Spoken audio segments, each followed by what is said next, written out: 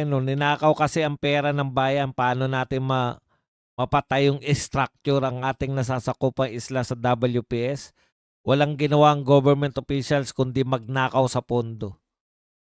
Parang sabi naman ng Pachito Lido, parang wala kasing idea kung paano mag-lead ang isang presidente ng bansa. Kung kaya ganito ang situation ng bansa natin, walang tiyak na pamamaraan kung paano patatakbuhin ang bansa. Correct. Ayan.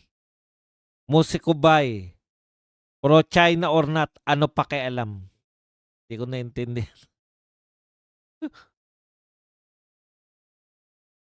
Budol na naman si Bangag sa PhilHealth. Gandang morning, Libra PH.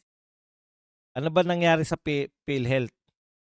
Kita nyo, sa inyo na nga ako nakakakuha ng mga itatapik ko eh. Kaya, ano masasabi Kuya Bad sa bill na pinasa ni Percy Cerdeña na kagandahan bill? Ano raw po ba yun? Hindi ko po nabasa kung ano yung bill na yun. Tungkol saan daw po yung kagandahan bill na yan?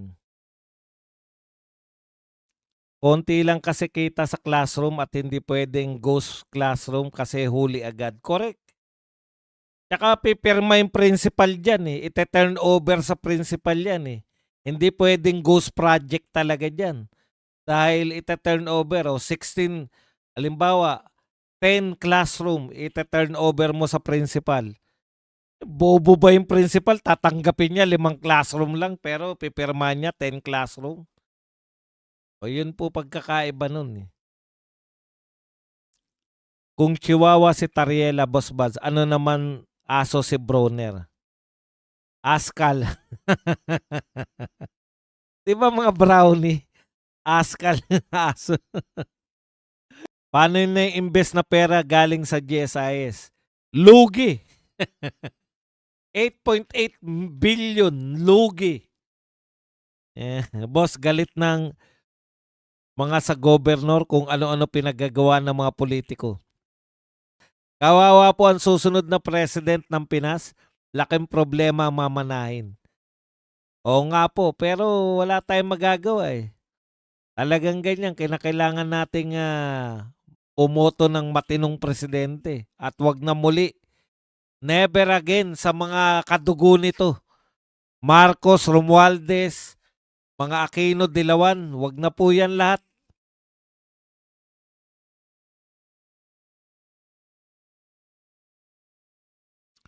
Kabaklaan na bill ni Percy, pwede daw mag-change ng name na hindi nadadaan sa court. Saan dadaan? Basta ka na lang kunwari ako, papalitan ko ng pangalan ko, wala nang korte. Putya di, ang problema niyan, magiging multi-personality na yung mga tao. Kung nakagawa ka ng kaso, palitan mo lang yung pangalan mo, ganun. Tangengot talaga. Boss, meron ka po bang live mamayang gabi? Isa-isa lang po. Panghapon muna, mamaya na yung panggabi. Banana industry ng Pilipinas bumagsak dahil sa dispute sa China. Majority ng banana export China ang kumukuha. Kaya nga po, boss, ang cute ng ulong ni Tariela, parang handmade.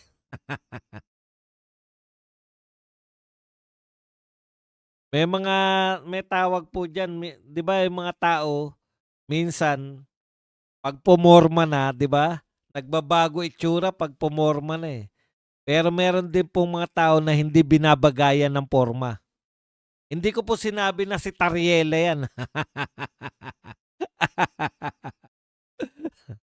Saan ang direksyon ng Marcos admin after ng term nila, boss? Hindi,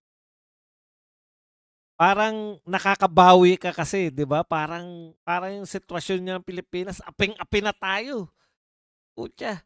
Tapos kinagawa pa tayong tanga ng mga 'to. Delia Pineda CC. Boss Buds, pareho pala tayo ng na-addict sa ganyang palabas. House husband yan sinasabi mo, boss ah. Boss Buds, other topic lang. Wala bang magsasampa sa korte para mag-manual counting sa nakaraang halalan. Meron na po sampa yung PDP laban. Kuya Buds, pareho tayo sa pinanuno. Lahat naman po ng Chinese drama dun lang umiinog, eh. Maharlika Fan, GSIS at PhilHealth, ano na nangyari? Kaya alam niyo po sa totoo, lahat po talaga all of government approach sa pagnanakaw ang nangyayari po, 'di ba? Buong gobyerno may nakawan. Short draft natin ngayon, lugmok sa corruption, tapos palaging sagot ng presidente sa interview, I don't know what happened. Bakit tayo nagkakaganito? Ano ba ang problema natin? As magagalit lang siya. Pag nagalit siya, magbibigay ng uutusan niya na ipagbawal ito. Maghabol tayo ng classroom. Puta, habulin mo yung classroom. Ang lahat ng ito ay pangyayaring kapalpakan sa gobyerno ay nagsimula sa gratitude in marriage ni BBM kay Lisa Marcos na pinatulan siya sa kabila ng sila ay ousted noon at angkan pa ng mga anti-Marcos. Good morning Astrid Elia MLSO, sabi ni Sandy Escolano.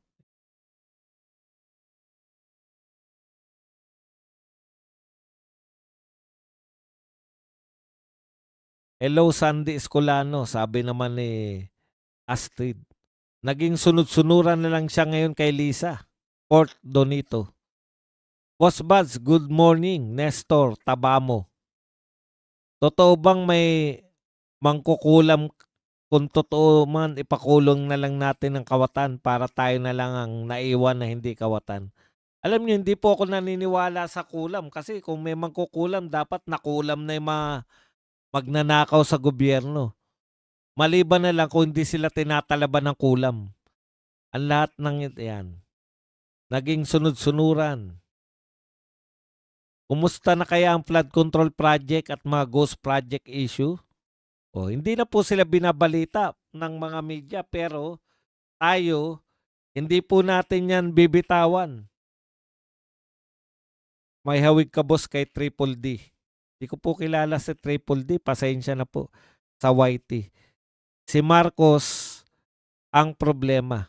Huwag ka naman ganyan boss. Ang layo naman ni Bentong at nguso sa'yo. Actually, pwede ka nga maging kontrabida sa kontraktor o senador na kalaban ni Mayor Miguelito sa Batang Quiapo, boss. Ohio, Sir Badong. Ohio, Hapon. Tanga ni BBM nagtatanong kung anong problema. Siya nga ang pinaka main problem ng Pilipinas. Correct. Aminado si Guanzon, dilawan pinklawan siya pero ang sabi niya, si BP Sara ang woman to beat sa 2028. At gusto niya maging presidente si BP Sara. 'Di ba? Kasi wala naman siyang asahan sa mga dilawan eh. Si Ontiveros, nako, mas worse si Ontiveros na maging presidente kasi wala siyang clue.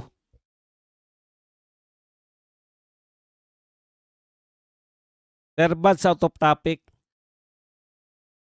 nagpa-foreplay abort daw. Forcefully abort daw ng baby si Charis. Nabasa ko lang post ni Miss Kate Binag. Pandak daw na congressman clue.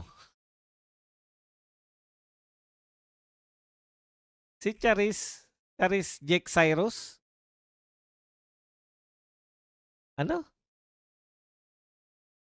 Sinong Charis? Si Charis Marcos? Sandro Marcos? Padong, panoorin mo yung interview ni Luchi Cruz Valdez kay Rowena Guanzon. Ang ganda ng sinasabi ni Guanzon sa mga Duterte at kay BP Sara. Correct, Astrid.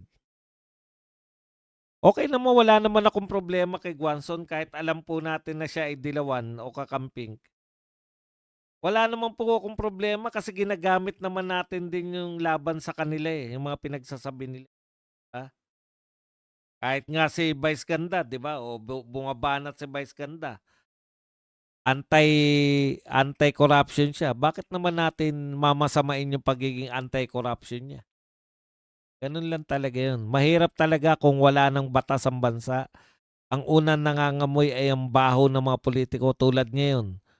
Gulo na ng pinaggagawa nila, inamoy din ng lahat. Ako ayoko nang makisali pa. Sorina Jabala. Sis Lori Garcia. Alam niyo po, hindi naman po kinakailangan ng lahat na ano na yung may gawin tayo lahat. Yung iba sumuporta lang. Kasi hindi naman tayo pwede, kanya-kanya po yan. Hindi tayo pwede lahat na maging vlogger. 'Di ba? Oh. Hindi rin tayo pwede lahat na maging leader. Ako, aminado ko, hindi ako magiging leader ng mga Duterte. Pero, ang maitutulong ko po yung pagiging vlogger. Araw-araw tayo magdidiskusyon. Kayo po, ang maitutulong nyo po, yung ma-share nyo lang, yung sumuporta lang po kayo. Pag may mga rally, support kayo. Kung po pwede kayo sa rally. Kung po pwede naman kayong manood sa mga vlogger, suportahan nyo po. Malaking bagay po yun. Kasi po katulad niyan, alam niyo po ang mga Duterte vloggers, wala naman pong bayad yung mga yan. Umaasa lang yung mga Duterte vloggers. Kaya nasasaktan din ako minsan sa mga vlogger, lalo na sa mga hindi kumikita sa pagbablog. Tapos sinasabi nila na, kami naman, hindi naman kami umaasa sa pagbablog na kumikita eh. Eh kami, umaasa kami sa pagbablog.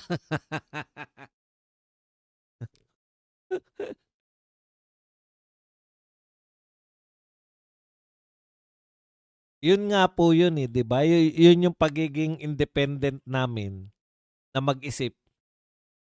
Dahil kumikita pa kami sa vlog, di ba? Yun yun. Sir Buds, parang naging diversion na lang ang WPS dyan sa insurgency natin. Parang wala na nangyayari sa laban na yun, pati NTF-ELCAC tahimik na rin. Wala naman po talagang malaking, kahit naman po yung, alam nyo, hindi naman nagtatayo yung China ngayon ng mga sa teritoryo natin, di ba? Oh. Pati ang kalikasan nagagalit sa mga pinagagawa ng korap at present admin. Canlaon Volcano at Taal Volcano nag-aalboroto. Hi Astrid Mahal. Wow. Sir Sis Lori Garcia. Badong, hindi ka pwede maging leader pero pwede kang maging artista sa Pinilakan Tabing. Hindi po, vlogger, okay na ako sa pagiging vlogger. Kasi yung iba po, iba-iba yung sinusukat nila sa amin. By talent po tayo. 'Di ba? Kung saan natin mapapakinabangan 'yun. Hindi po tayo lahat pwedeng maging leader na Duterte. Hindi po tayo lahat pwedeng maging vlogger. Pero lahat tayo pwede tayo maging supporter. Akala nyo lang wala kayong magagawa. Akala nyo lang malaking bagay po kayo. Yung panunood nyo lang sa amin ang laking bagay na nun Siyempre, pag nanood kayo, kahit papano may nasi-share kami, may nasi-share din kayo. Kahit sa mga kaibigan at kamag-anak nyo lang. Kahit sa simpleng kwentuhan lang, may na-share ninyo. Sa tingin ko, ang papel namin mga vlogger, nagiging bala. No? Nagiging, kumbaga, siyempre may mga kakwentuhan kayo na hindi naman nating kapanalig at nabubwisit na kayo.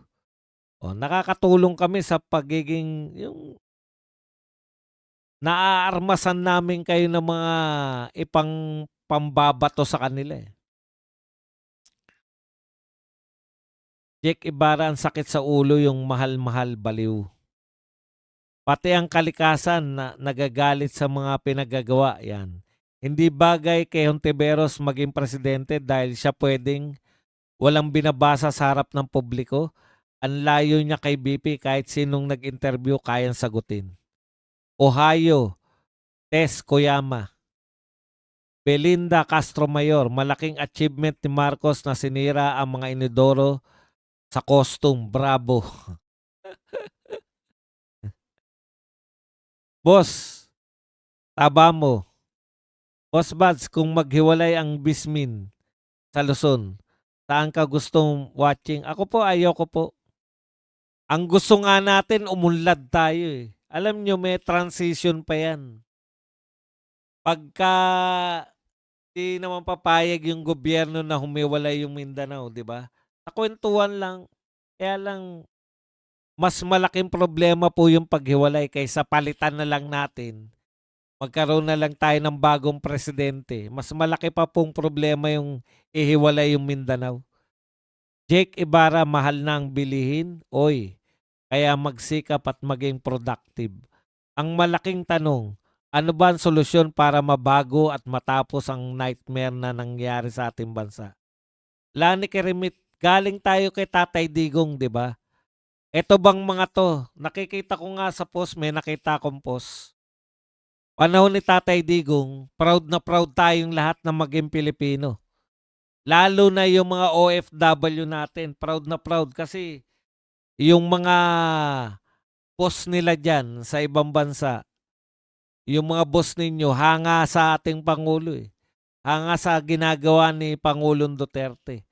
Pero ngayon, mga kapatid, alam ko, kawawa po yung mga OFW natin kasi ang tingin sa atin, mga korap lahat, pati sila. Jake Ibarra, mahal ang bilihin. Yan. Kaya, ang point ko lang, Lani Karimit, kung nagawa nating maging proud nung panahon ni Tatay Digong, isang presidente lang po. Mababago po lahat.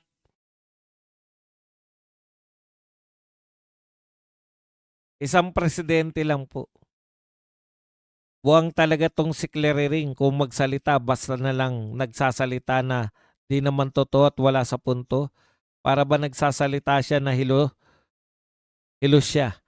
Naku, di pwedeng pabayaan lang ang ganyan. Hindi, gusto nga nila yung ginagawa ni Auntie Claire kasi si Auntie Claire, ang unang utak niya manisi ng mga Duterte.